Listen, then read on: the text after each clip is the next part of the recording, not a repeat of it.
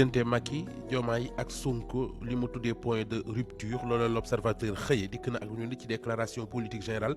bu Ousmane Sonko bi ñuy séntu fukki fan ak benn ci weeru sattumbar mu ne date la boo xamante ne ji bari na maanaam dese naa wér incertitude yu bari ña nga ca l'observateur dikk na it ci waxtaan woowu séq na ko ak ki nga xam ne moo di Pape Xaali Ñang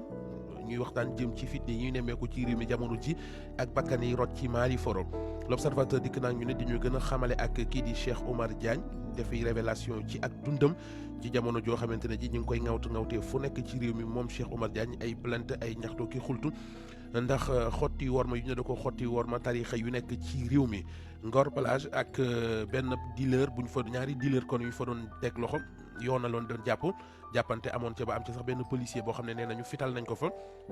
yéenekaay bi nañu waa BIP ak waa GRI ñoom la ñu mujj woo kon en renfort ngir ñu lijjanti cas bi ginnaaw l'observateur yéeglekaay beneen ci ñu xëy ndol bokk na ci enquête mi ñëw ak ñun ci diggante législatif bi exécutif bi gis na ne daal ak lëbëjoo imbroglio institutionnel am na ca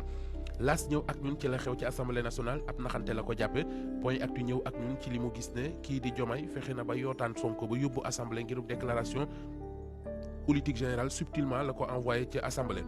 Walf Quotidien ñëw ak ñun ci coow li am ci déclaration politique générale Ousmane Sonko nee na li ci doy waar mooy kenn xam amu ci date bu wér ku nekk ak sab date Les Échos dikk ak ñun ci Barthélémy Diaz ak liggéey boobu def na ko ci boppu mairie bu Ndakaaru ba ko doon fësal naka démb yéenekaay bi du Sud Quotidien nañu déclaration politique générale bu Ousmane Sonko mode fast track lees koy def 11 septembre lañ ko jàpp mu gis ne majorité bi kon ñoo def li ñu naan forcing te mu ñu nañu Sonko la ko doon xaar jëm ci motion de censure ak lu ni mel di moom attentat 11 septembre la ko tudde xam nga ñuy xamal ne Sonko fexe na ba rëcc ci maanaam déjoué na ko Ousmane Diagne Cheikh Ousmane Diagne ci xët mu njëkk Cheikh Oumar Diagne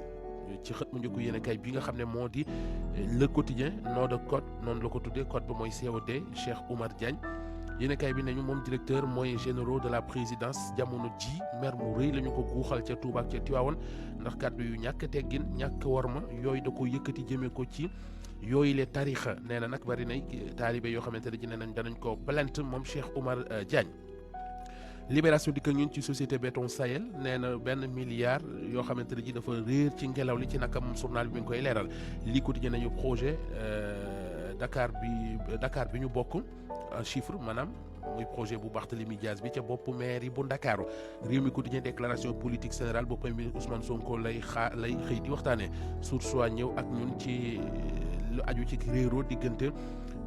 primature ak assemblée nationale diggante kon Ousmane Sonko ak président assemblée nationale l'info ñëw ak ñun ci incertitude yu ñu ne am na ci kañ la Ousmane Sonko di defi déclaration politique générale 11 septembre la ñu jàpp waaye dara leeragu ca soleil national xëy du ñu indil ay leeral jëm ci ngan gi président Diomaye Faye defoon fële ca Chine ngir doon teewe kon ndaje mi ñu naan FOCAC 2024 nee nañu lu toll ci 50 milliards de dollars Chine baaxee na ko de continent Afrique bés bi le jour ñëw ak ñun ci DPG mu di déclaration politique générale bu Ousmane Sonko bi ñu programmé àllarba ji di ñëw nee na 11 septembre googee ak man am na lu ca nit ñay ragal yéen kay bii di Vox Populi di ñu xamal ana kon li indi tension Sud FM ci diggante député Benno Bokk Yaakaar yi ak ñi nga xamante ne ji kon ñoom ñooy ñi fare kon ci nguur gi Tribune nañu Diomaye livré na Sonko député yi ngir mu defi déclaration politique générale àllarba ji di ñëw tey ji record bi nga ñuy xamal ne dinañu tàmbali Sénégal dana tàmbali qualification wàllu football ngir kon Coupe d'Afrique ba war a am ca Maroc 19h maanaam 7h ñoom gaynde Sénégal yi di gone Aliou Cissé yi daañu dalal fii ci Ndakaaru ñi nga xamante ne ñooy étalon yu Burkina Faso yi Alaaji Babacar Fall.